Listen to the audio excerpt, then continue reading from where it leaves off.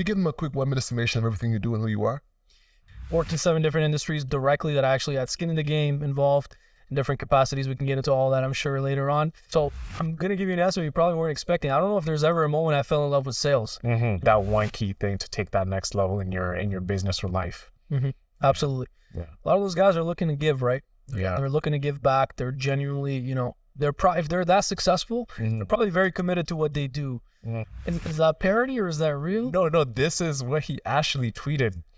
Now, Kevin O'Leary is a character, man. I honestly feel like he's like playfully trolling, but he's out some serious. Welcome back to Social Everything Podcast. This is the podcast where we receive stories, tips, and tactics from entrepreneurs who have done it. I'm Alex. And I'm Owen Osinde. And today we have a great guest in the building. You're actually the first one in Everyday Joy Studios, the first guest in studio. Shout out to Everyday Joy, man. Shout out to Everyday Joy. Shout out to Joe. Most definitely. So we got Pouya Hadairi in the building. Good to be here. Thanks for having me. Most definitely. For people looking and people watching, listening, could you give them a quick 1-minute summation of everything you do and who you are? Yeah, so just to sum it up really quickly, what I do is all sales related, business related. I've been in sales and business for the past decade, worked in 7 different industries directly that I actually had skin in the game, involved in different capacities. We can get into all that, I'm sure, later on. And then from there, I got into doing some outsourced sales with some different companies, with some different partners of mine. From there, I decided to venture out and do exactly what I do best, really sales training, leadership training, some consulting work. I wanted to really do that internationally. I wanted to scale out what I'm doing and not be tied down to US, Canada only. That's exactly what I do now. So I work with entrepreneurs, business owners, online marketers, sales professionals in all over the world, and just helping them with their goals, whether it's business goals, whether it's, eventually whatever their goals lead to. Most definitely. Yeah, how do you define that though? So you're working with business owners, helping them with their goals and helping them set up their business structure. But what does that look like when you approach an agency? How do you target your ideal customer and figure out what their goals are and how you can assist them in their business? Yeah, so that was a multi-layered question. I'll try to go back to the initial part of that, and then we can continue to dig deeper. But I would say it really depends. It depends on who I'm working with, depends on what their goals and targets are. When I come in, I'm not looking to do auditing on every part of the business, right? I'm looking at the 2 areas that I focus on, which is client acquisition, client retention, which are the most important areas of any business, in my opinion, because at the end of the day, without sales, without revenue, it's not a business, it's a hobby. Yeah. It's a passion. It's good, you can have that, but it's not really a business without that. So I focus on client acquisition. There's a lot that goes into that. Marketing side of things, the lead generation side of things, the sales side of things, sales processes, systems, and all of that. And you look at client retention, which, you think about the offers, the actual products, the services, all of that. So, it really depends. It depends what their goals are, what their targets are, but those are the areas that I'm focused on. So I'm not looking at, every part of the business. Yeah. That makes sense. So like every sales guy always has that one moment they fell in love with sales. Sure. That first sale that just was, man, like that felt good. What was that like for you?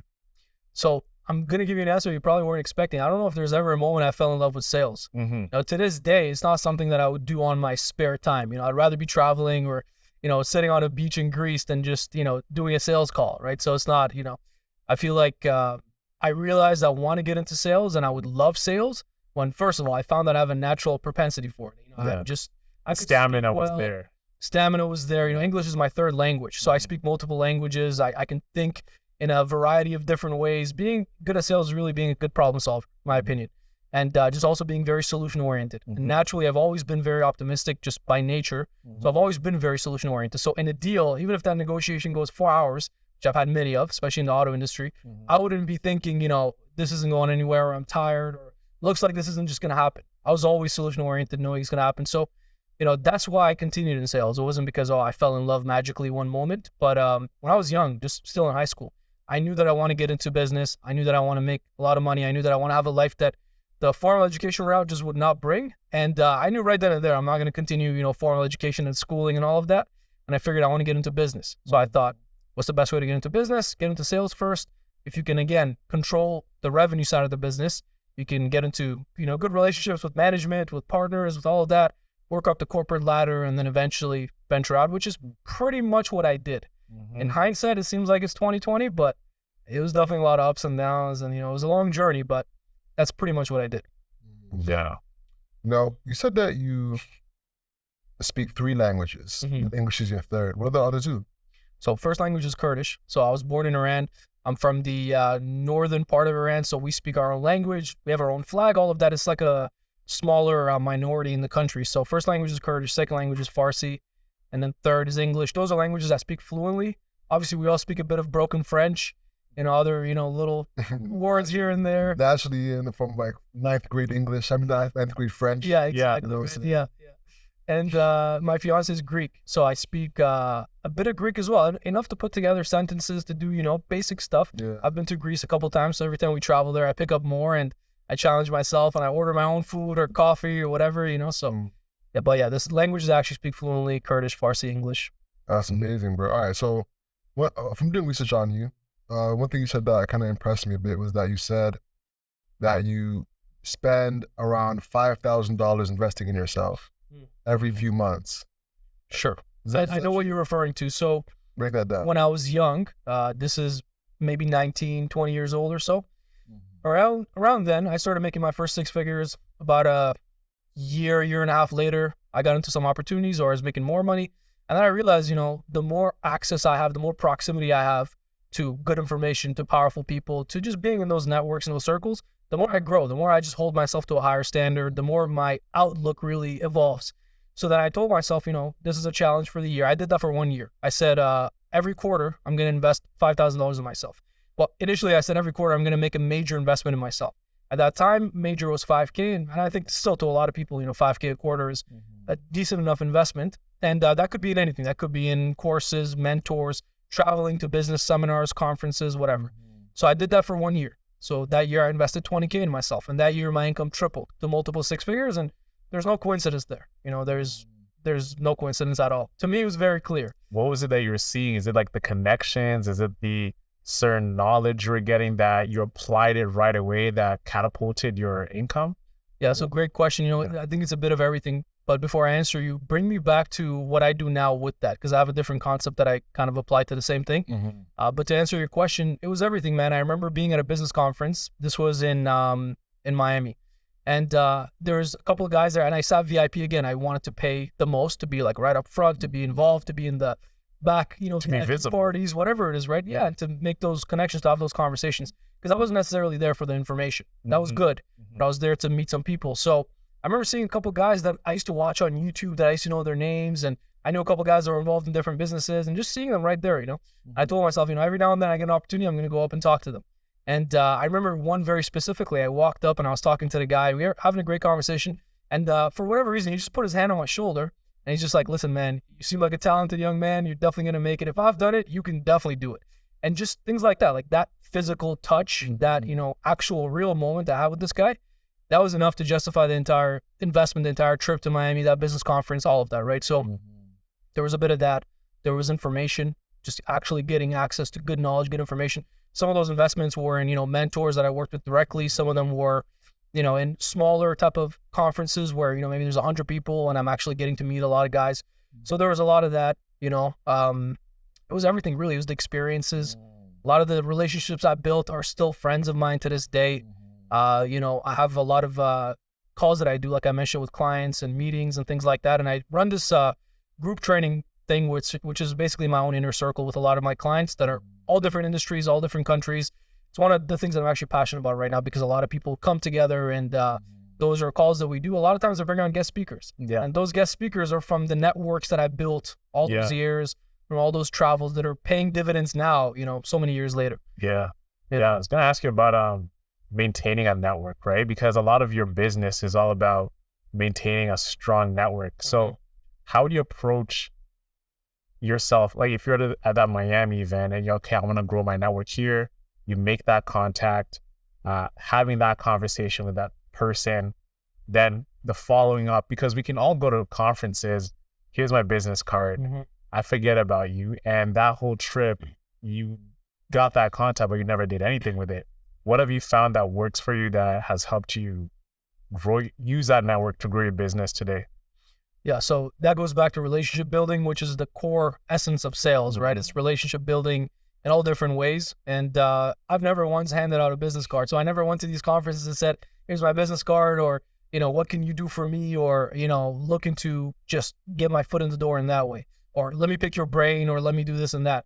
I don't think anybody likes to hear that. I get that all the time. Man, that pick your brain thing. Yeah. Like when I hear that, I visually see the image of picking your like, yeah. Just ask me to go. Let's play some, some sports or something. Let's do something fun and actually let's connect. go for coffee. Yeah. Somebody like we were talking about earlier, we love coffee. Sure. Yeah. It sounds a lot better than let's go. Let me pick your brain. Yeah. So it was never that. It was never with an intention of just wanting to take, right? Mm-hmm. I tried to, just build genuine relationships and, come from a humble place, not try to say, this is who I know, this is what I do, this is what I've done, this is what I've accomplished, this is how great I am, because nobody cares. That's the same thing in sales. Nobody cares about how great your products are, your services are, how great your company or brand is. They care, what's in it for me? Why should I even care? Why should I even listen? Where's the value here? So I tried to show, genuine value. And back in the day where there wasn't much that I had done or accomplished that I could even, speak about, I knew there were different ways I could bring value. Even if it was just, I'm going to be super humble and be more of a mentee to you. And I'm going to ask you questions, and I'd be very, grateful if you would answer those questions. And even that would, buy you 20 minutes, 30 minutes. And I can't tell you the amount of conversations I had with pretty big name guys, well-known celebrity entrepreneurs, if you want to call them that, in the hallway of a conference. If I'm going to the bathroom or something, I'll see them and just have a quick conversation. And, we end up talking for 20 minutes, 30 minutes, get to ask them questions they would never answer on stage, so. Yeah. And those people always want to be asked questions. They always want to feel used. They want to feel like, man, okay, this is a person on the come up. If they're asking me these things, I was in that position at one point as well. Mm-hmm. So I'm not doing myself a favor because I know what it's like to be in that position, and you just are searching for that one key thing to take that next level in your business or life. Mm-hmm. Absolutely. Yeah. A lot of those guys are looking to give, right? They're looking to give back. They're genuinely, if they're that successful, they're probably very committed to what they do. Mm-hmm. So, they probably can speak on it. They probably can, and if the questions are good questions, they'll be, more likely to answer it. I had this one question when I was in that time frame when I was going to all these conferences and meeting these people. I would ask the same question to everybody and just see what the different answers were. And I would say I was 20 at the time, and I would say, knowing everything you know today, if you could go back to your 20-year-old self, what would be the one piece of advice you'd give yourself? And then I got everything. I got everything from this pretty well-known marketer saying, I tell myself not to do drugs. That was the answer. And I was like, okay, great. Point taken. Is that GC? No. Okay. He's like known for being a marketer. I wouldn't name him anyways, but no, it was actual in-depth type of answers to, one guy telling me I would do exactly this. I would go to all these business owners. Here would be the exact pitch. I would partner with them, older business owners in this exact niche. I'll tell them I'm going to build out your sales systems for you, all of that. So I got that answer and this answer, and I just kind of, took it all with a grain of salt, thought about it and took what I liked and applied it. Nice. So if you were to re-spend that 20 grand, where would be the bulk of that dollars being allocated to? And where would you not put it in that you feel like, I wouldn't have done that again? So great question. I'll go back to what I said earlier. We're going to circle back to. So what I do nowadays in terms of that 5K investment every quarter, so I modified that over the years. And what I decided to do is I said, every quarter I'm going to travel. And there's no dollar amount on it. It could be a road trip. It could be going to Europe. It could be doing whatever, right? But I decided every quarter I'm going to travel because I think that's one thing that's added just a huge amount of perspective to my life, to how I see things. Every time I travel, I study businesses. So any business I engage with, it could be a restaurant we're eating at. I'll look at if it's owner ran. I'll look at if, and the owner's very much involved, or if it's, more of a chain business. I'll look at all these different things, how their services, how many products they have on the actual menu, limited and they're specialized or more generalized. I'll look at all these things, right? And I'll actually study and I'll learn a lot just from observing businesses all around the world. Also, I think it helps to have your pulse on the economy and just kind of know what's going on around the world. Yeah. So usually summers, I'll do a major trip, like 4, 5, 6 weeks. Yeah. We'll go multiple countries and I'll do that. Every now and then, every quarter, we'll do like a smaller trip. So that was my evolution of that. Every quarter, I'm going to invest in myself. Now it's every quarter I travel. Yeah, and that's my dream, man. I've always been saying the same thing. Like every quarter, I want to take a vacation. I mean, yours is like investing in yourself. I'd also think that when you do travel, when you do leave like your desk and actually do something for a week just to recharge, you come back with so much vigor in what you do and you just feel so much freer. I did a trip last spring just going to Tulum and just having a good time.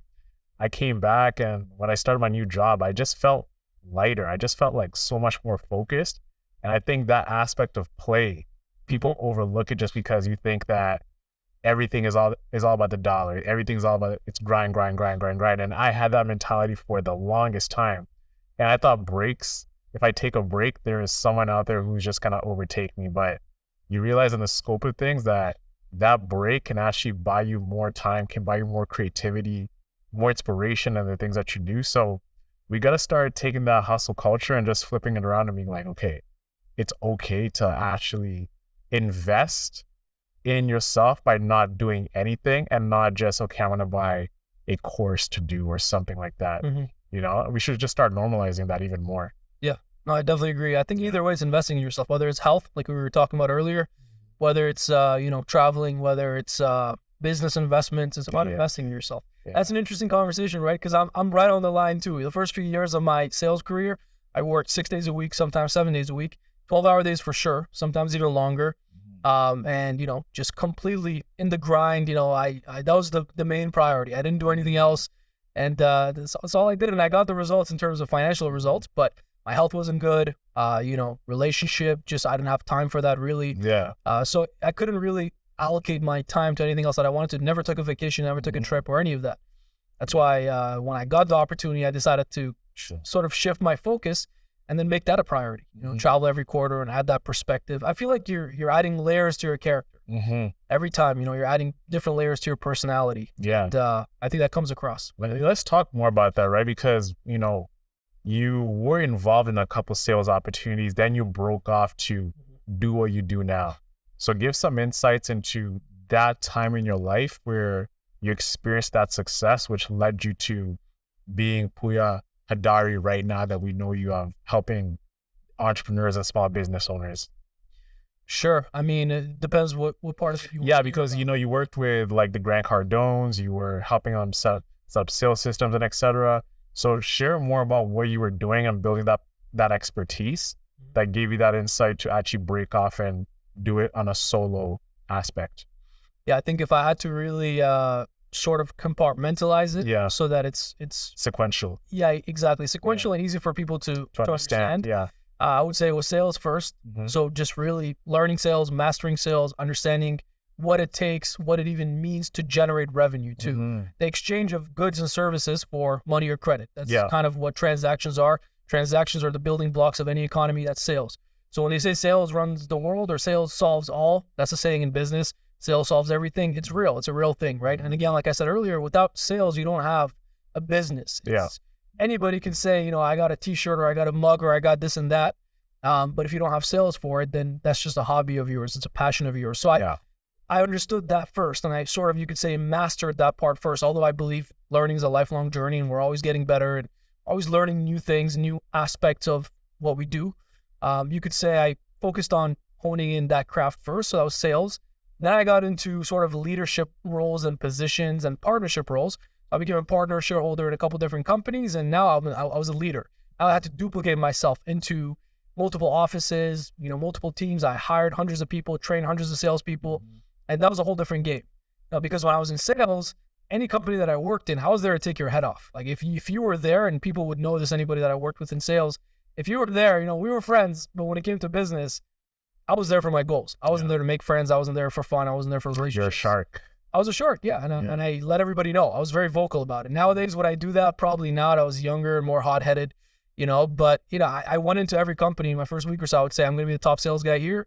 So just so you all know, I'll be here on my off days. If you're expecting to clean up deals when I'm not here, I'll be here every day. And, you've been in sales, right? I think we talked about it first time we met. So what that feels like. Naturally, everybody, sort of, hit me up first. What gave you that chip, though? You know what I'm saying? Like, that's a good question, man. That could be what gave you that question to go in your off days. Let's go there. Let's go there. Let's go do. Sure, let's go there. But remind me of your actual question, so it doesn't seem like I'm avoiding questions. That was just like just to set up the parameters of like what got you here today. But to get to that level where you are really successful, there must be like an internal driver that was never going off. Absolutely. So share more about Still there to this day. Yeah. You can probably feel it. Yeah. But to give like that boastfulness, I'm like, I'm that guy. Yeah, and you know, it really wasn't about like the credit. It really wasn't, believe it or not, it really wasn't about everybody thinking I'm great or wanting to be boastful. I couldn't care less. It was just letting them know, like, this is the standard. This is what I hold myself to. This is how it's going to be. So I don't want any room later on, if we're working together, if I'm part of this company, to be, like, hey man, you're taking all the deals, or, you're very like selfish when it comes to the business or whatever it might be, right? I just didn't leave room for that. I made it very clear. I'm here for my goals and for business purposes first and foremost. Then it's friendships and relationships and network and whatever else. Sure, we can hang out after work, but just know that during business hours, I'm focused on business. So it was just very clear. I felt, I had to be, you could say, committed to my own goals, to my own future first, before I can commit to a friendship or to what's best for this company or this brand. And again, I was young in sales and I was just coming up and I was hungry and I wanted that, monetary success as well. So that's all I was focused on. So we'll come back to the compartmentalization later about sales, leadership, and then doing outsource sales and then venturing out in business for myself. We can address all that. But to go into what you guys were discussing, why I have that chip on my shoulder, I think comes from where I was born and how I was raised, right? So like I said, I was born in Iran, whole different part of the world, whole different culture. You guys probably heard things here and there, but the reality is we don't have the opportunities over there that we have here. Yeah. It's just not there. It's just not possible. It's a different reality. It's a completely different reality, right? And I was born there. I lived there till I was 10 years old. And being 10, you basically grew up there, right? You've basically had all your... That's who you are.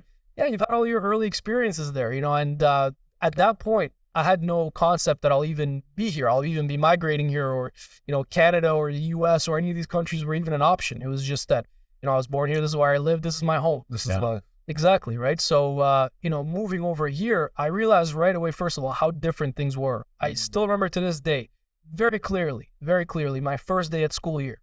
And I walked into a classroom and I thought, like, this is a zoo. What's going on here? Like, where I came from in the classroom, it was discipline, structure. I got beat multiple times in class. Did they hit you with a ruler on your knuckles? I think I was in grade 1. I got smacked in the middle of the head with like a meter stick type of thing. Like, no remorse from the teacher's side. No, none of that. It was part of the culture at that time. By the way, I'm not saying that's how it is now. Don't blame me if you're watching this from that part of the world. I'm just saying those were my experiences. So coming from that, disciplined type of culture where opportunity is very scarce, to walking in here and seeing a classroom and kids are throwing things and running all over the place and talking back to the teacher, all that stuff amazed me. Yeah. So to me, this was chaos. And then I just realized, as I got older, the opportunities that we have here, the family that I have back home, the friends I have back home, they don't have these opportunities. So it almost felt like I was chosen in a way, as much as I'm not the most spiritual person, but that's what it felt like. That's the best way I could explain it. That's like every immigrant too. Like if you listen to every successful business person at all levels, like even just the local bodega person, it's like they're driven by just making it because they know that in this country, there's chances that you're given that people back home don't have that chance. And I totally relate to that because I came to Canada at 10 years old. Really? Yeah. And I remember also the same experience when at recess, they're giving us food. And I'm thinking, wow, you're giving us free food just as a snack, and I get to go out and play. And the classroom, there's like free food at recess? Yeah, they're giving us like Rice Krispies. They're giving us like cakes. This is like a fence side in North York. Like, interesting. Yeah, when I used to live in York Mills.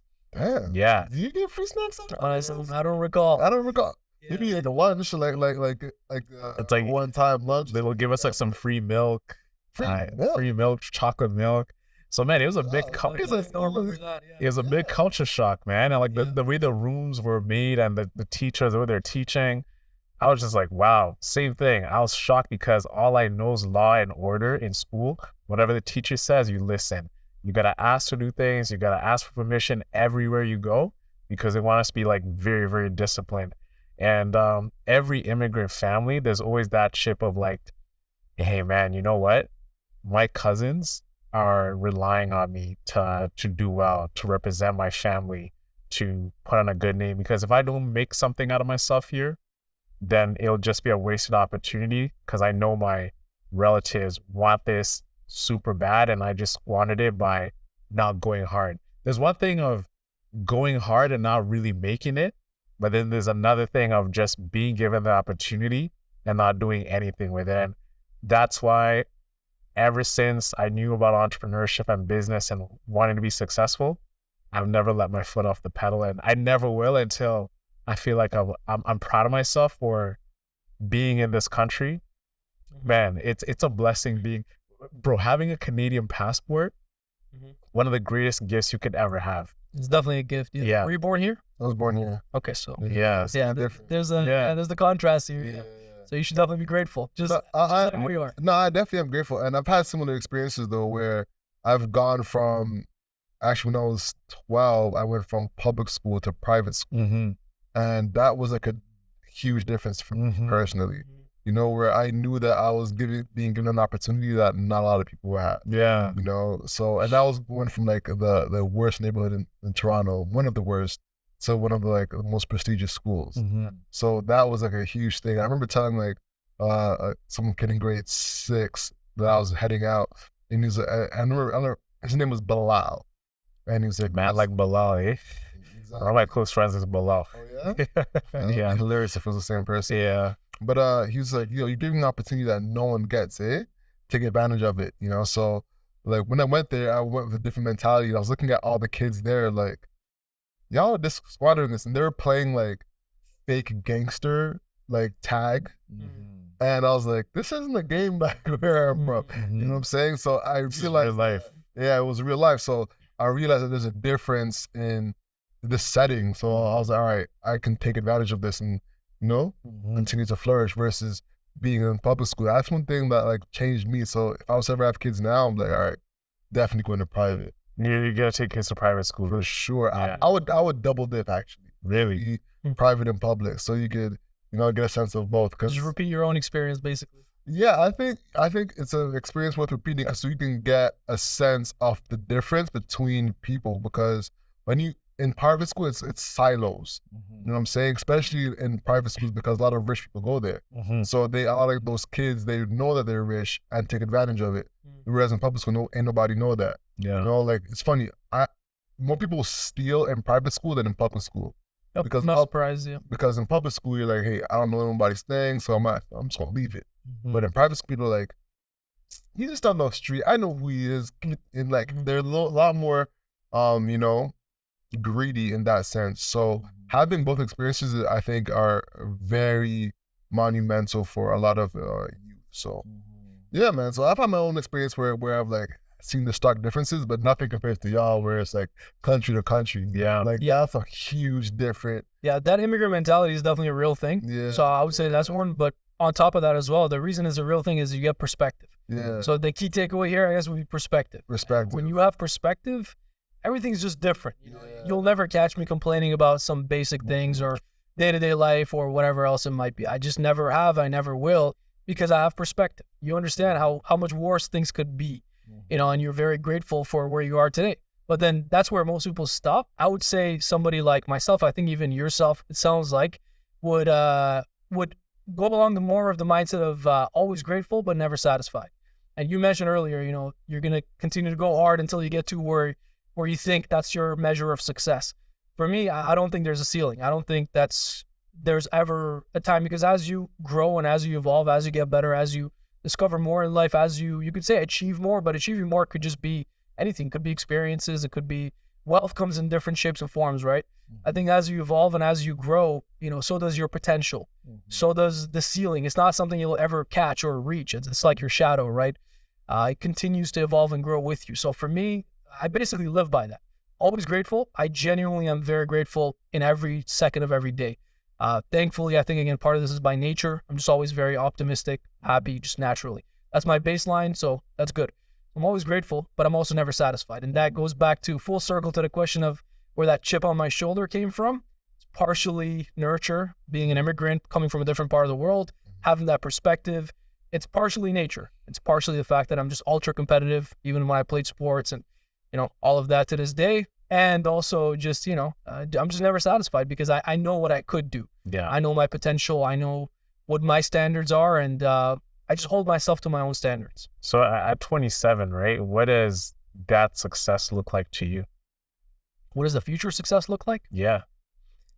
The only way I could really define it right now would be living a truly fulfilled life completely on my own terms and complete time freedom and financial freedom. That's it. And it's very broad because, I've seen how much things can change in 3, 5, 7 years. So I can only imagine how things will change in 2 decades, 3 decades.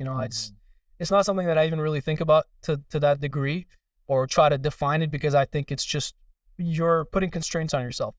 And I'd rather just not put constraints on myself in any way. I'd rather just look to, get better in every way, look to get better mentally, physically, in all areas, and continue to expand. And again, like I said, as you expand, you'll be surprised how much you can do. You'll be surprised what could happen. You'll be surprised at the opportunities that are available. So I don't have a definition for you. This podcast is brought to you by Nyorai Cellars. If you didn't know, Nyorai Cellars is the only Black-owned wine company in Canada. Right now, I'm holding the Rosé, the 2021 Rosé bottle. This drink is amazing. I mean, it's perfect for those dishes such as seafood, where you're cooking shrimp, you're having some pasta, whatever it is you're having. Grab a bottle of Nyorai Cellars, the Rosé. If you're having a date night with your significant other, you know what to grab. Grab the Nyorai. Whatever it is, grab the Nyorai. I mean, you will not go wrong with this wine. It's perfect for everybody. If you've never drank wine, this is a great bottle for you. Or even if you're a wine expert, you're an aficionado and you drink everything, I mean, you cannot go in Nyorai. I'm telling you, this wine is really, really good. And even though I'm boosting it this hard, is because I really love drinking it, and I'm someone who loves to drink wine. So whatever it is, whatever the special occasion, check out Nyorai. They have Sauvignon Blancs, they have Rieslings. I'm holding the Rosé right now. They have a wide variety of different collections of different wines you can choose from. Make sure to check them out. The link is going to be in the description. Check them out, order a crate for yourself, or you can send a gift to someone that you want to gift some wine to. You can't go wrong with that. So Nyorai Cellars, check them out. Link will be in the description. And now back to the show. So yeah. I was just going to say on that topic, it's like, when we think about success, it's pushing the envelope every single time, right? And you got to ask yourself, like, why am I even doing this over and over? If I'd ask you right now, would you say you feel like a success? Yes and no. Because everything you said that defines success is the financial freedom, which I think you have achieved that already. Yeah. You have the time to do things, which I believe you do have the time to do so. So you already are a success already. So to continue wanting more is like, and this is not even on you, it's just in general, all of us, I've been successful. I've been, the life that I have now, like I was like, man, I want to live in Toronto. I want to work on something that I'm passionate about with people that I care about. I want to have some impact, which the podcast has allowed me the platform to do that. And I have my family. I am successful. I am where I want to be. So that level, I've learned for me that desire at the core of it, even though you have it, can be kind of the root of your own misery at the end of the day too, because you'd be there complaining or thinking, oh, I want more. But then you stop and you say, damn, I used to want this thing that I have right now 3 years ago. And I'm not even looking at it. I'm not even enjoying it. It's like, I wanted to live downtown Toronto. I have that. But now I'm thinking about, man, I want to buy a house in, let's say for purpose sake, I want to buy a house in Rosedale or Lawrence Park. And I haven't even really settled in where I'm at yet. And I'm already thinking about those other things. So it's just like when I talk to entrepreneurs, I'm noticing this trend about us is we're never satisfied with our station. The ones that we worked so hard for to achieve, but we're always just like thinking ahead of getting to the next spot.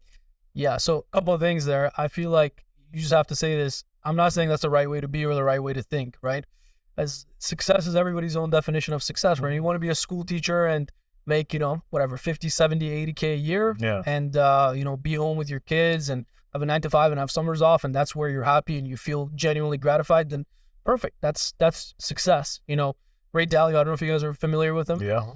Yeah. Ray Dalio says your measure of success is by what you want to accomplish, So you want to cure the world of certain diseases or whatever you want to give to philanthropy and all that, you might need 100 million, right? You want to live in an apartment by yourself and you're okay eating pizza and you're happy and you just want to hang out with your friends, you're probably good with 30, 40, 50K, right? So the measure of success is defined by, you know, what you want to accomplish, how you want to live. So I think it comes down to that. I don't think there's a right or wrong way. I definitely don't believe that. I used to think that. I used to be very rigid in my definition of success. It was very much financial success. But nowadays, man, I think, you know, whatever makes you happy, whatever makes you genuinely happy, though, not, you know, I'm settling, I'm okay with this and just, you know, thinking you're happy, but whatever genuinely makes you happy, whatever that North Star is for you, I think that's success. It's living a life on your own terms, whatever that means for you, whatever your terms are, right? So I think it comes down to that. But for somebody like myself, you know, I don't feel that not enjoying the moment or not enjoying, you know, all the traveling I'm doing and all the things that, yes, when I was 15, 16, 17, writing down my goals every day, I would write those things down and I've pretty much checked off all of those. So yeah, you could say, all right, well, I'm successful now, you know, but what am I going to do? Just sit there and, you know, gloat about my, you know, glorious days or whatever, you know. I feel like if you are grateful, if you're happy, if you're, you know, you're not stressed or always in a state of anxiety because you're thinking ahead, then, you know, then yeah, be grateful on a day-to-day. But also, I just feel like I'm never satisfied, never will be, because it's about growth. I think just life is about growth. I think it's growth could be anything. It could be reading, could be learning more, it could be learning different languages, it could be traveling more, it could be whatever, again, depths you want to add to your character, whatever layers you want to add to your character. I think, you know, there's a lot to do and not enough time. So that's my personal take on it. I personally feel like I'm always grateful and I genuinely feel good with that, but I don't know if I'll ever be quote unquote satisfied. Yeah. What do you think, bro? Man, I have a grandfather that was really rich. You know, he owned like a street in Jamaica, you know, multiple properties.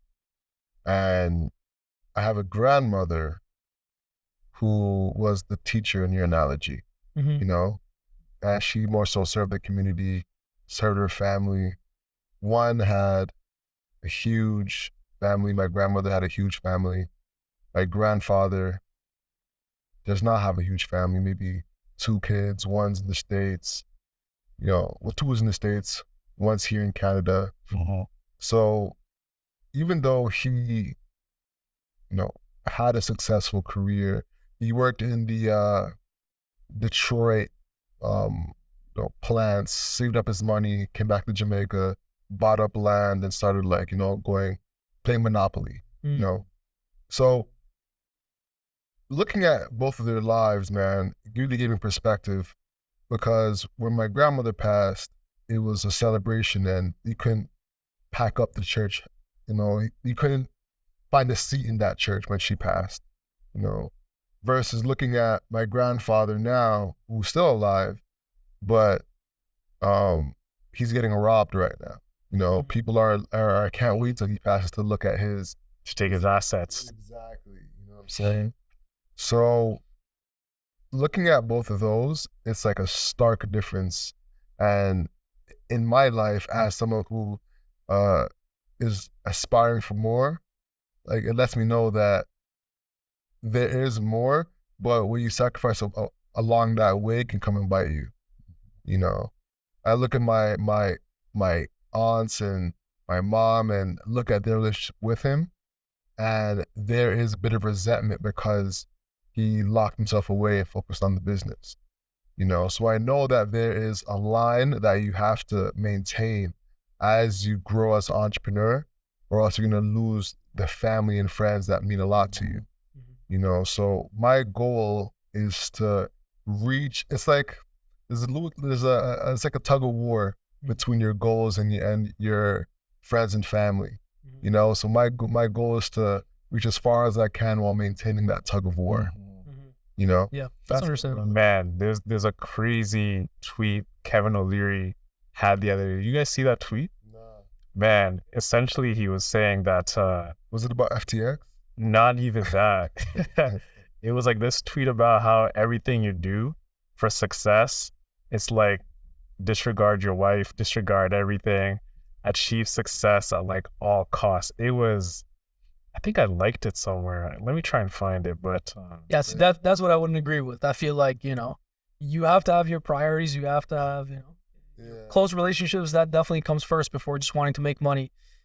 Yeah, I wouldn't define success as just money. So I feel like, it's not, I agree with you in that analogy with your grandfather. I've seen examples of that. I've seen real personal life examples of that as well. People in the family who have done well. So I've seen both sides too. And I definitely agree. It's a lot of those guys, if you could go back to them, they would tell you they wouldn't sacrifice what they sacrificed to get to where they are. If they could go back, they would change it. it's like you feel like you're not, none of those things matter. What matters is that you achieve success and become free. Then you can do whatever you like. Is that parody or is that real? No, this is what he actually tweeted. Now, Kevin O'Leary is a character, man. I honestly feel like he's like playfully trolling, but he's also think that's- serious. So there was also an interview where someone said the distribution of wealth is 10 times or whatever times towards billionaires, and the rich people, the poor people don't have any sort of access to it. And he's like, that's great. It's perfect. It makes you want to aspire for more. Yeah. So, I saw that. Yeah.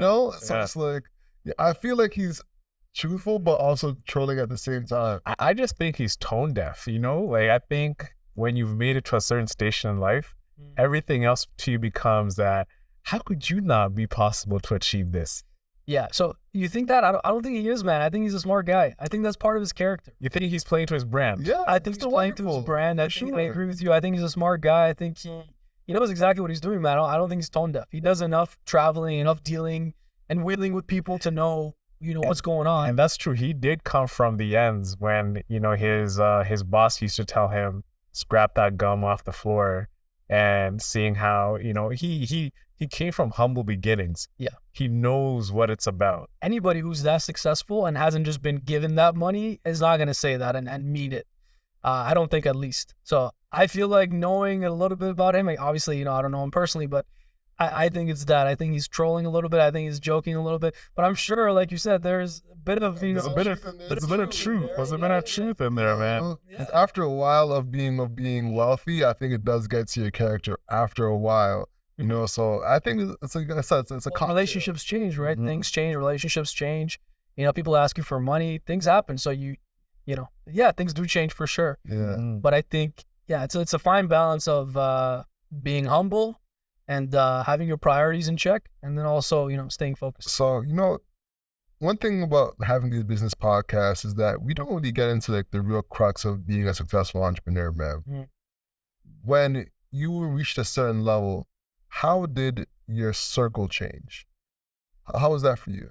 So I had a really militant view on this when I was younger. Just like I said earlier, with everything, with work, with what I was doing when I was going into different companies to say I'm going to be the top guy here. I had that militant view, which really wasn't healthy. It was on the full end of the spectrum, right? Where I had to, as I got older and more mature, I got a bit wiser and I had to dial that back and learn how to play the game more and just, how to do what I want to do, but at the same time be respectful of others and understand other perspectives. And that comes with, I think, maturity. So initially, I definitely lacked that. So it was the same thing, with friends. Anybody who wasn't on the same page, anybody who wasn't on the same path was just cut. That was it. I just pretty much, I was okay cutting all relationships. And that would also extend to family. If they were, if I felt like they're holding me back from who I need to be or what I need to do, or if there were naysayers or if there was negativity in the environment, I made it my job to eliminate negativity, right? I took on Jim Rohn as my first real mentor. I really took his teachings to heart when I was young. And I had a mentor in real life who was directly mentored by Jim Rohn. So she passed on a lot of the teachings. She would tell me things that happened behind the scenes in closed door meetings. And she had that real experience with him. And she would pass that on. Then I would watch all of Jim Rohn's videos and trainings and audio books and all of that and get as much as I could. One of the things he used to say is stand guard at the door of your mind. Right? You got to stand guard. And when I was younger, I used to literally picture like a Roman or like Spartan, guards at the door of my mind. So protecting against any kind of information that was negative people, whatever it might be. So I had a very militant outlook towards that, which I wouldn't recommend nowadays. I would say, that evolved to just limiting time with certain people, And then eventually, yeah, at a certain stage, the reality is you do outgrow certain people. That's just the reality. So goes back to priorities again. I feel like this entire conversation is around priorities, right? So what do you want to do? Do you want to be the fun guy who's hosting parties and has all the friends come over and keep that same circle and continue to do what you've always done? Or are you, again, from my perspective, I feel like I'm holding myself to always better and better standards. I have a few friends that are friends since childhood that are still my best friends to this day, and they always will be. That's different. Business never comes up in that conversation. I don't care if I'm a billionaire and they're not, it doesn't matter, right? So that close circle that's like family. That's completely different. But when it comes to, having a million friends, I'm just not interested in that. I have business acquaintances, I have people in my network, and that's what that is, right? That's just what that is. It's simple as that. So I feel like that's a good way to manage, because you see a lot of people get derailed as they get more and more successful. They have all these yes men, yes people in their circles. And we've seen it with athletes, with all kinds of famous people, right? They get completely derailed because they don't know what to do. They don't know how to control their environment. They get that like sixth cousin or fourth cousin popping out of somewhere from the wazoo. They give jobs to everybody. Yeah. Everybody's working with them. And that's a nice thing. Obviously you want to employ your friends and family and all of that. In my personal experiences, I'm not a fan of that. I've had that experience. I've employed friends and whatnot. And usually it doesn't work out the way you want it to work out because, again, business is business, family's family, friends and network and acquaintances are their own thing as well. I think at least for me, I'm just like that in all areas of my life. My mind is very compartmentalized, so I like to separate these different things and maximize each of them. So with my closest friends from day one that I mentioned, those relationships are maximized. They could ask me for anything, they'll have it, no questions asked. Because again, they're like family, and there's only 3 of them. So that's my closest circle. With obviously my fiance and family, completely different story as well. That's, there's no questions asked. Yeah. They could ask for anything. They're always number one priority. When it comes to business, there are certain things that I expect. It doesn't matter if you're a friend or not, if you're a family member that's an employee of mine, it doesn't matter. These are certain standards that I have for the business. If they're met, they're met. If they're not met, you're out of that context. So I feel like it really depends on how we're looking at it, but that's kind of how my perspective evolved. Initially, it was very militant.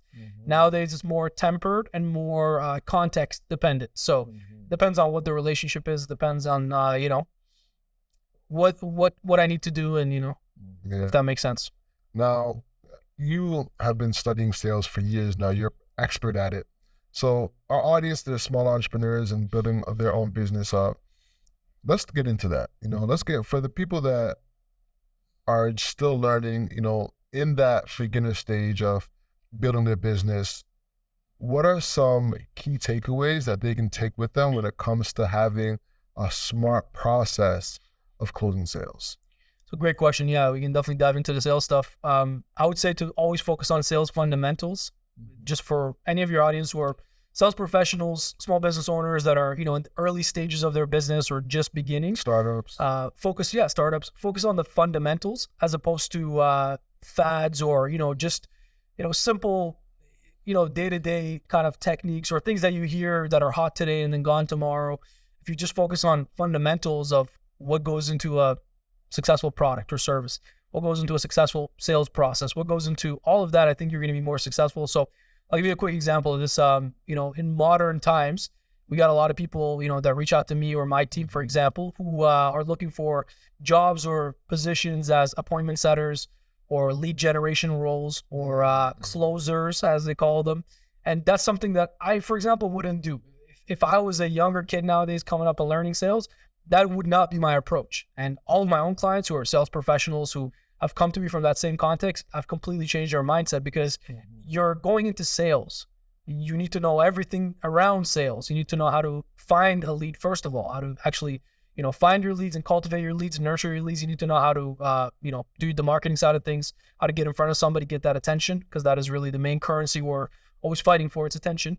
You need to know how to walk them through every step of the sales process, from intro to qualifying to the presentation or demonstration of your products or services to, actually proposing whatever the deal is, the offers, and putting that in front of them, to asking for the sale, to the follow-up, to continuing to service that prospect, to getting referrals and building that ecosystem.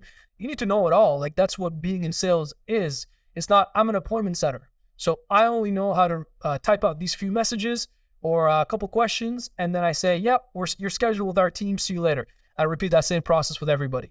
I feel like that's the wrong take on things. I feel like you should focus on fundamentals the way they've always been shown to be successful. So if you're going into sales, don't go into one role and try to learn one small aspect of sales. Try to learn sales as a professional would from top to bottom, because that way these skills are transferable, right? I mentioned earlier, I've worked in 7 different industries directly before I ever did outsource sales and partner with companies and ventured out on my own. The reason I was able to go into so many different industries and be so versatile is because I focused on these fundamental skills. I focused on what works. Doesn't matter what the product is, what the service is, what the industry is. I'll learn the product knowledge. I'll learn the competitive knowledge. I'll learn the industry knowledge. That's fine, and that's important. But sales knowledge is what's most important. And I knew everything from top to bottom of what it's going to take to be successful in sales, and that's why it was transferable. Yeah. That's how you build these skills for life. So let's build a case study, just so I think that way we can actually understand the whole process that you're talking about. We are building a sales organization, as you'd say, from an agency side of things, where we're doing client services and we're getting clients within our ecosystem to service them over, like, let's say from a 3-month to possibly a 12-month period. If you're approaching that sales organization and you're building that sales stack from day one, how would you approach it from step 1 all the way to step 10, if you can get that far, just from a basic standpoint? Yeah, sure. So we'll go step by step. I'm not going to number them just because it's going to be arbitrary anyways. Yeah. So we'll just go step by step. I'm assuming you're asking about how you're going to approach building your sales team and everything from the top, right? Okay. Yeah. So I would say, just like we were talking about success, you want to start with the end in mind, right? So you want to know, like, what are you looking to build here? Are you looking to build the next Apple or Google or Facebook and have thousands of employees or whatever else? Or are you looking to be a smaller sort of niche team that services a smaller type of clientele, and you only are going to have, let's say, 10 salespeople on the floor or in your team, in your organization at all times, right? It depends what you're looking to do, because that scale is going to have an impact on your approach. So I would say start with the end in mind and figure out what you really want to do. And then from there, I would start with building out the systems, the SOPs, if you want to call them that, the processes that you want to build out. So I'm assuming you already have a product or service in place here. Yeah, we have a product in sale where we're selling, customized video packages for social media. Okay, got it. So towards publishing, or to professionals who want to communicate their message or what they do, someone like you as well too. And then we create all kinds of videos with animation, with different sounds, and just making it like a very unique video to that person that they can post on their social media that can generate leads and also build up their awareness. Got it. Okay. Yeah. And right now, is it you guys doing the sales part of things? How are you guys taking on clients? I've been doing cold calling, building up like sales sequences, like using Apollo, having a CRM, having different messaging, and also like the documentation process. I've just built that out like the past 2 weeks. So when someone comes and does what I do, okay, this is how you shoot the shot, you shoot the video, this is how you service a client, so you close them. Here are all the different messaging you can actually include in your Gmail templates to just have a quick workflow. So I'm thinking how the way I'm thinking about it is like, how can I take myself out of this process, and what would be like a question someone would ask me, and what can I do to document that right now? So when someone's, hey Owen, hey Alex, how do I do this? Oh, just check the G drive. You can go in this folder, you can check that folder. The answer is there. So that's how I'm approaching it, is more of like, I want a 15-year-old to be able to come in there and everything is like laid out word for word, how to do it, so they can just get started and not just follow what has been written, but customize it for your own workflow as well too. Yeah, as it should be. You want it to be a duplicatable process. Yeah. So I think you're doing a couple of things right. First of all, you have a cold calling or outbound system in place. I feel like outbound traffic or cold traffic should always be a part of the picture. It doesn't matter, how great you're doing. The most successful businesses that I've known, that I've been involved in, always have that piece there. Even when they're doing a ton of inbound traffic and all of that, that's one way to consistently test the market. Is one way to consistently be out there, consistently have a system working for you that is not reliant on, paid traffic or a lot of, capital investment into the business. So sounds like you're doing that right. That's good. Another thing you're doing really right, and I'm glad you're on this path, is documenting everything and writing everything out, building out the system, scripts, processes, all of that, so you can duplicate yourself. I was talking to a good friend of mine, actually. He's built a couple of successful businesses. He's very successful himself. He retired for a few years with a few $1,000,000. He exited the company and he was just trading, just investing full time over the last few years. Just recently, he got back into business again with another partner of his from before. And the partner gave him this business to manage. So he's heavily recruiting now, heavily just, working 12-hour days again, just building out his sales teams and all of that. One thing he was telling me, I was on the phone with him, he was saying he's learned this time that he's just documenting everything. He's writing out all the scripts, all the processes. He's recording everything. He's fine-tuned the hiring and the recruiting process, just every aspect of the business.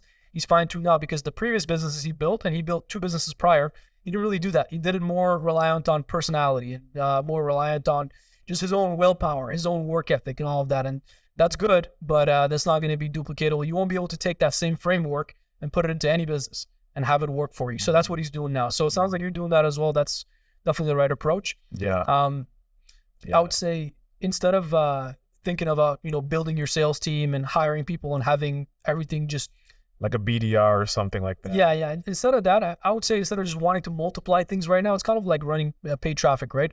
I would say you want to have the foundation set first. So I would, first of all, make sure your products, your services, your offers are, on point, in check. They're on point. Yeah, they're going to convert well. I would look at, like I said, not just client acquisition, but client retention, right? So what kind of retention model have you built in? You set 3 to 12 months. It should be 12 months and onwards, because a lot of salespeople, and I think this will resonate with your audience because it resonates with a lot of clients that I work with, so I see this day to day, they're leaving a ton of money on the table. You would not believe how much money they're leaving on the table because they don't have good retention models built. So everything's around that first sale, even if it's a high ticket sale. Sure, you brought in a lot of money, good. But what happens then? Is this prospect or whatever the service is, they're probably going to need that product or service into the future as well. They're just going to go do it with somebody else who wanted to earn their business, right? So I think looking at the products or services, making sure you have a solid retention model in there, all of that needs to be set. And of course, the fulfillment side, right? The last thing you want to do is be a great sales guy, sell a bunch of people, and then not be able to fulfill, right? Yeah, that's the classic overpromise and underdeliver. You don't want to do that. In an ideal world, you want to overpromise and overdeliver, right? That's the ideal world, right? Most people would underpromise and try to overdeliver, right? So those are kind of all the different scenarios you can have. So the fulfillment side needs to be in check. How are you going to fulfill that product or service, right? Do you have a support team on the back end, right? Do you have somebody who's going to be there to answer questions or whatnot? Is everything that you're going to be providing in the service actually handled and you guys know exactly how it's going to be? Is it structured? Do you guys have internal kind of systems set up on the back end between yourselves, not just outbound systems, but also internal systems? So I'll look at all that first. That's why I think I told you on our first call, when I go into a business initially, I do a full audit. I want to see everything. I ask them for access to their Dropboxes, their Google Drives, all of that, because I want to see everything. I want to see your current SOPs, your systems, your processes. I want to see if you have outsourced marketing and sales teams, what they're doing for you. I want to look at everything because that in itself gives me a good enough picture where already we can make a couple of small adjustments and it'll make a big difference, right? So it's all these things that I would look at first, right? I guess the analogy would be look at your current base, look at your current foundation, look at your current house and make sure your home is in order. That's a good way to put it, right? Yeah. So then you can go out and test things yourself like you're doing. So then you could do the outbound cold calls, you could do the outreach, you could test certain scripts, certain kind of sales approaches. Sort of messaging, yeah. Messaging, whatever it's on, whether it's social media, whether it's cold calling, whether it's inbound, whatever type of traffic it is, you can start to test the sales process yourself and see what works, see what doesn't work. Option close a couple different offers, see what lands, what doesn't land, just test things out.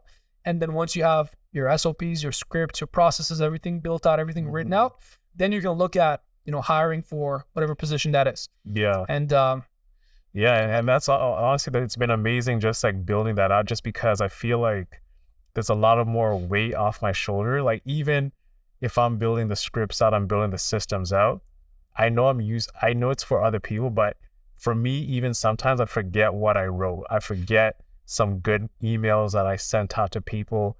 I find myself like a follow-up email, I'll switch it up like 5-6 different times. Like, no, like, what are you doing, Owen?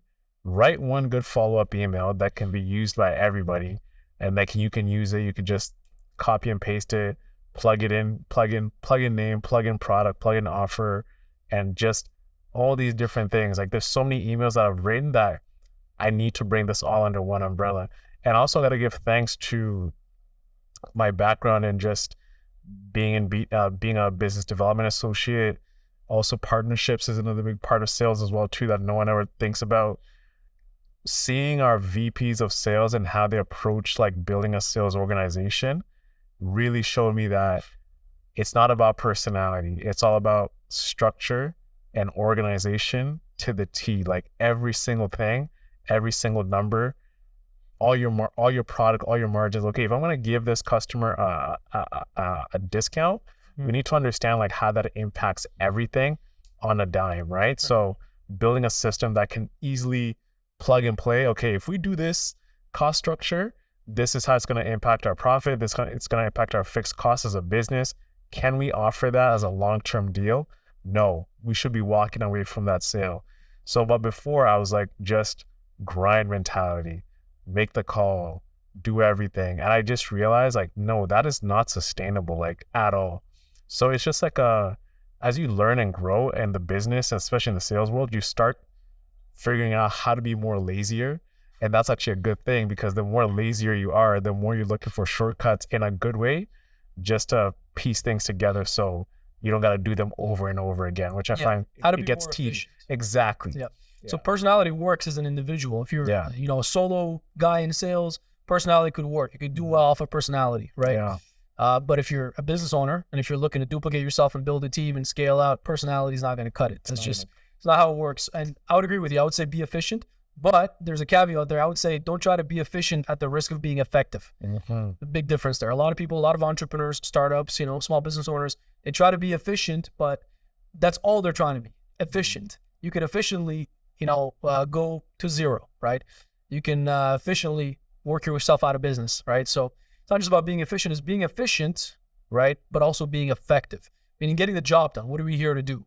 Right? What is the end goal? What are we looking to get done? What are the targets? What are the goals? So as long as we're effective, but also trying to be efficient on the way to being effective. So I feel like every good sales process, going back to the sales process, has to be concise. So it has to be efficient, has to be to the point, but it also has to be duplicatable, right? So that it can replicate amongst your teams. It can work over and over and over and over again. And it needs to convert well. So it needs to set up in a way that converts well. So those three elements have to be in place for any successful sales process. Yeah. But overall, I think you're on the right trajectory. I would just say, make sure you have these systems and processes and everything built out. Prove it out yourself, land a couple of clients, see what that feels like, see what that looks like, see what the retention model, how it works best, play around with those.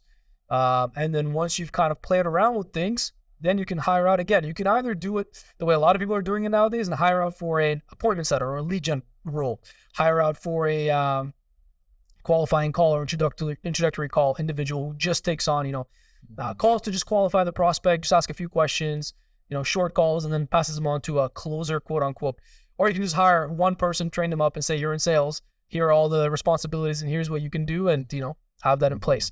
Which kind of ties in with culture as well. Another thing with building teams is culture. It's extremely important to have the right culture. The standards are clear in that culture. Whatever the culture is, culture automatically sort of implies that it's going to be work ethic and a lot of that, but that's not what it means. Whatever the culture is. The culture is... What is that? So culture is whatever, I guess, the essence of the business is, whatever the business owners or the entrepreneurs want to sort of project into the ecosystem of this business, of this brand, really. So I've worked with companies where I was partnering, we were doing outsourced sales. So we were building sales teams for large corporations, multi-billion-dollar companies, a couple celebrity entrepreneurs in different industries. So our culture in-house was very much of, working hard 6 days a week, sharp, disciplined, on point, sales trained, professional, over-delivering, and converting at an extremely high percentage. And that's exactly what we did. We delivered as advertised, but that was the culture. A lot of people didn't make the cut. Most people didn't make it past 1 month or so, right? Because most people don't want that lifestyle. They don't want to be a part of that culture. But culture is the quickest way to weed out who you want and who you don't want as a part of your system. It's almost like identifying your tribe, right? What kind of tribe do you want to build? Who really are you? It could be vice versa. It could be a culture of, we work 3 days a week. We go for drinks at 5 p.m., every day. We take our vacations, we travel. It's a 4-hour, The 4-hour work day, week. 4-hour work week, 4-day work organizations, paying them like all in equal salary. Remember that? Yeah. Don't give me that was a troll. Oh, I know. Yeah. Yeah, so that could be the culture. Right? So culture is whatever really kind of Like Zappos type of thing. Yeah. Yeah. All these companies have their own culture. By the way, whether they know it or not, they could have a culture that they put in there consciously, or they could have a culture because they never thought about culture, and now their team has just taken on sort of this identity. So I would always advise sort of try to be conscious of the culture you're creating. Do it on purpose. Actually sit down and say, who are we? What do we want to represent? What is our culture? What is our brand? And if somebody comes into our, team, do they know who we are? Do they know what we expect? Do they know what our standards are? Because I think that's important to building a successful team longer term. And do you set those cultural pillars from day one, or do you see what works, see what doesn't work, then you readjust? So for most businesses that I've been a part of, when I was hiring people and building these teams, and nowadays for my own company as well, anytime I'm hiring people, there's a 1 to 2 week onboarding where we're basically going over training, onboarding. So we go over a couple of that stuff as well. What are the values here? What do we represent? What are the expectations? What are the standards? Even the schedule, what it looks like on a weekly basis, what are the work hours, all of that. So the standards are clear. The targets and the goals are clear. Comp plans are clear. Everything's clear. There's no question. And again, if they're looking to dive in and they see the benefit and the value, then it's a mutual relationship and it's all clear. So yeah, I would say we pretty much do set it from the get-go. And I also think, you're the example. So you can say what you want, but people are going to follow your They're example. looking at you as like, okay, you're in the leadership position here. If you're not working hard, if you're not setting the SOPs that you set for us, then this doesn't really matter to you. Then you're a fraud in your own business. We used to have a saying in some of our sales teams that was, I'm trying to remember this. It was early is on time is late, and late is unacceptable. So early is on time is late, and late is unacceptable. That was our policy around being punctual, right? And you can't be talking about that in front of a room or team of people and then show up late yourself. It's just not going to happen. That's not how it works, right? Nobody's going to respect that. You're going to have people the next day coming in late. And then what are you going to say? Even if you confront them, even if they don't say anything, even if they don't say, well, you were late yesterday yourself. Even if they don't say that, you're both thinking that.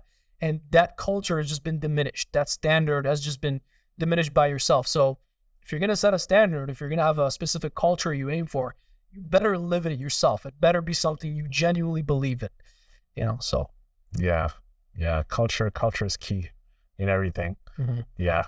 Got you. So that's kind of more so with the culture fit, because what happens a lot of times that we find is people will say it's not a culture fit, but it's really like a blanket term used to weed out other people that, even if they are an actual culture fit by your definition, they're using it to get other people that they just don't see in terms of how they look as a fit for their company.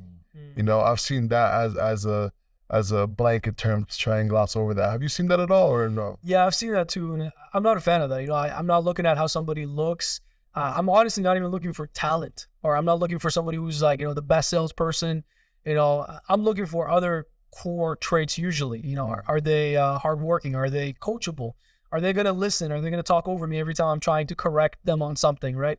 So I look for other traits than just, talent or how they look or whatever, because I've hired a lot of people that I thought would do great. They looked the part, sharp, clean cut, dressed in a suit, looking nice, and they were terrible. When it came to a negotiation or a deal, or when they were making cold calls, they would completely fumble. They would not know how to go about any type of interaction like that. So they completely didn't fit the role in that context, right? And we had to let them go.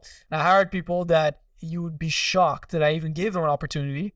And I don't even want to get into examples because I feel like I might offend some people, but off air, I can give you examples. Yeah. And I hired people that, the rest of my, team or management team would say, are you sure you want to hire these people? I mean, and I said, yeah, let's give them an opportunity. Hire fast and fire fast. We can let them go. Not a problem.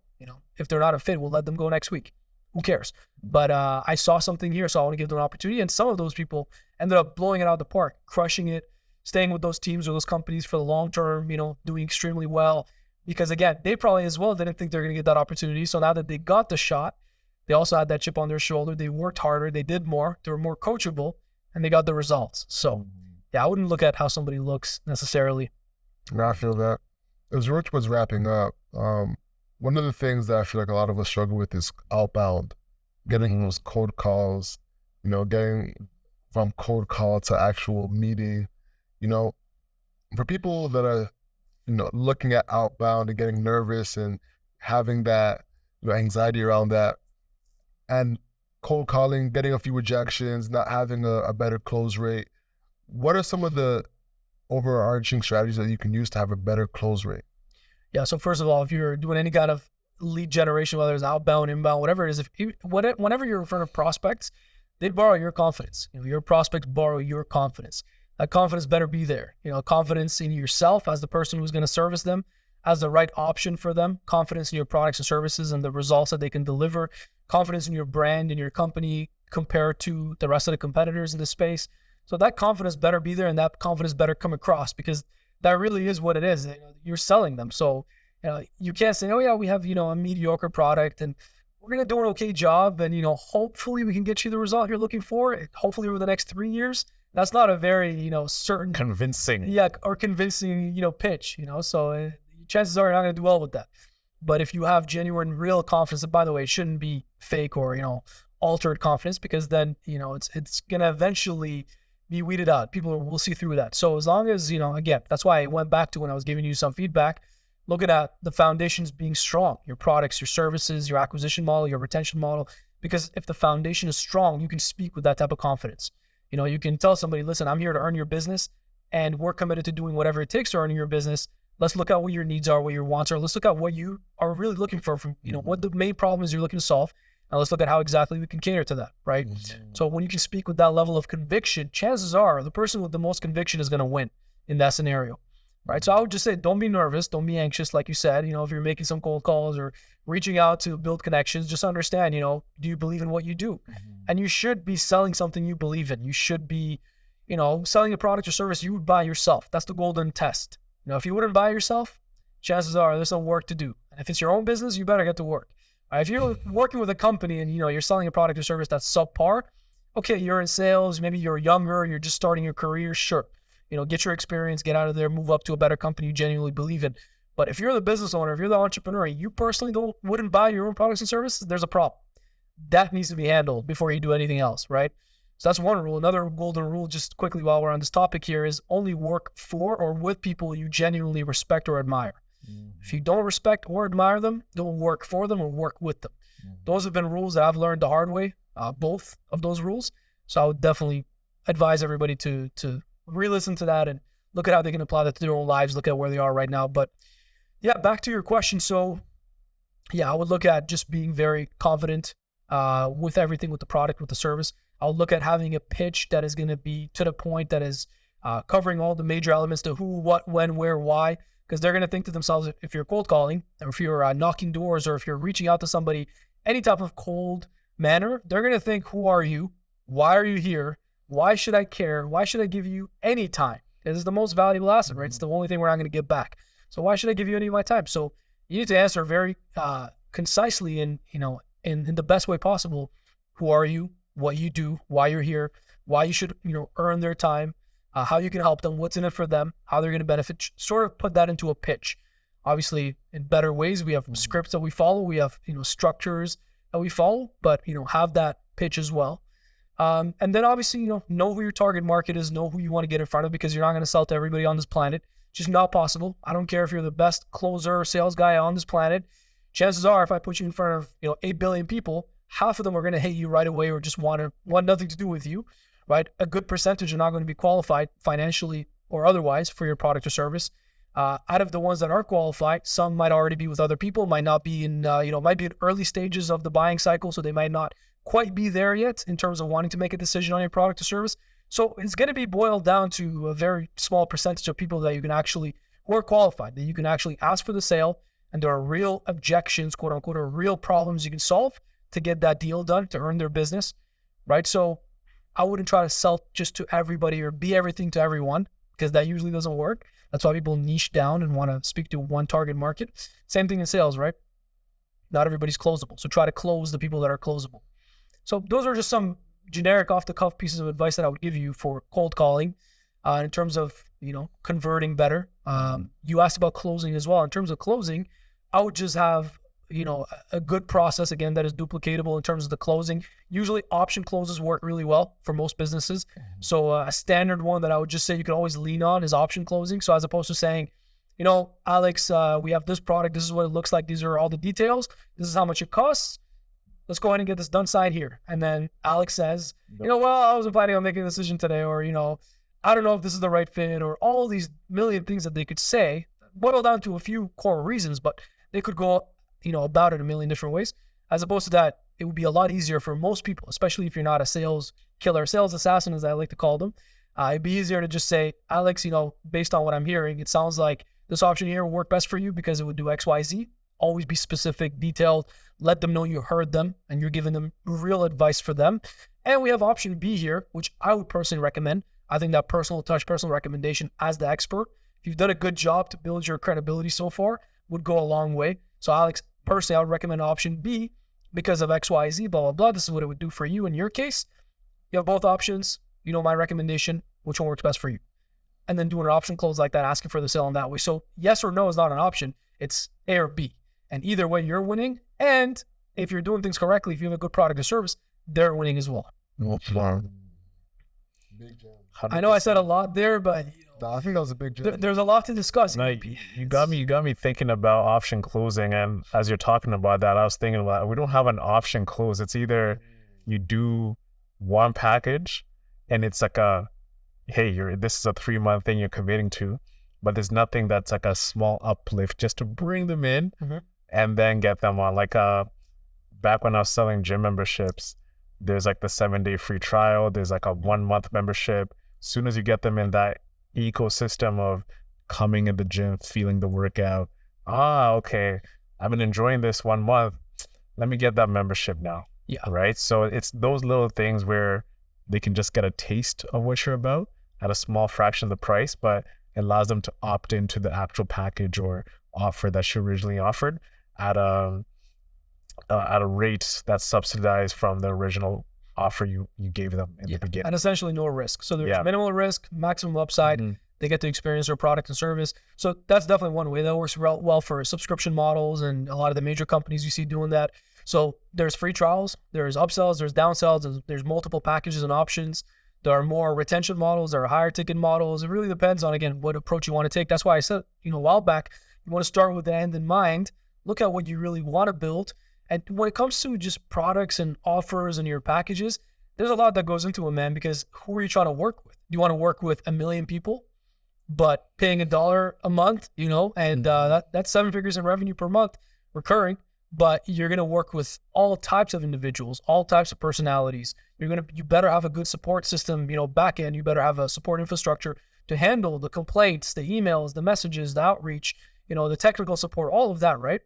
Or do you want to charge each client $100K and only take on a select handful of clients and, service them at that level? So it really depends what type of model you want to pursue. So I would say, again, start with the end in mind before we even look at, building a sales team and scaling the sales team and all the good things we're talking about here. A lot of the foundational questions need to be answered, but you're right. The major companies like you've worked for before, they have all that in check. They've done the due diligence. They know also, by the way, the psychological aspects of sales. Forget, one of you was mentioning psychology before we first started chatting. That's a huge part of sales, right? It was me, I believe. Yeah. Okay. Yeah, maybe both of you. Who knows, right?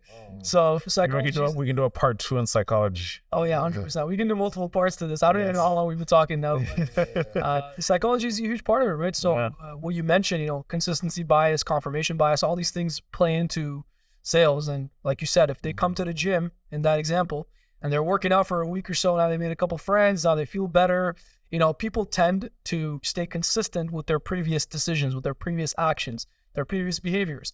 That's why if you, get a Netflix membership, you're very unlikely to cancel it, right? Because it's already there. You're probably not going to do the work to cancel it or want to go against your prior decision, because then you're making yourself wrong.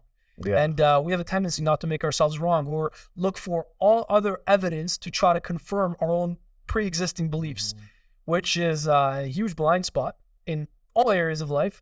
But companies know that, educated, Professionals know that. High-level sales guys know that, and they'll definitely capitalize on that. You better be sure they're going to capitalize on that.